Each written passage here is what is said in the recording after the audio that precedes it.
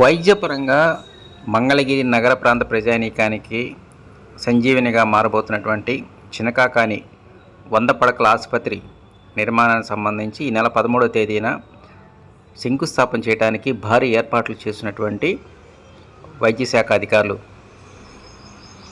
తాజాగా ఈరోజు ఉదయం రాష్ట్ర వైద్య విధాన పరిషత్తు అభివృద్ధి మండలి చైర్మన్ చెల్లపల్లి శ్రీనివాసరావు శంకుస్థాపనకు సంబంధించినటువంటి ఏర్పాట్లను దగ్గరుండి పర్యవేక్షించారు. ఈ సందర్భంగా ఆయన మాట్లాడుతూ మంగళగిరి ప్రాంత ప్రజానీకేనే కాదు, సుదూర ప్రాంతాల నుంచి వచ్చేటువంటి పేద మధ్యతరగతి ప్రజానీకానికి మెరుగైనటువంటి కార్పొరేట్ తరహా వైద్య సేవలు అందించడానికి ఈ హాస్పిటల్ నిర్మాణం చేపడుతున్నట్టు ఆయన తెలియజేశారు.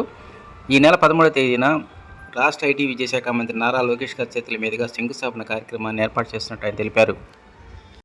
దాదాపు 52.5 కోట్ల రూపాయల వ్యయంతో G+1 తరహాలో ఈ హాస్పిటల్ నిర్మాణం చేపట్టబోతున్నాం. అటు గుంటూరు, విజయవాడ నగరాల మధ్య ఉన్నటువంటి ఏకైక 100 పడకల ఆసుపత్రిగా ఈ చిన్నకాకాని హాస్పిటల్ మారబోతున్నట్టు ఆయన విలేకరుల సమావేశంలో తెలియజేశారు.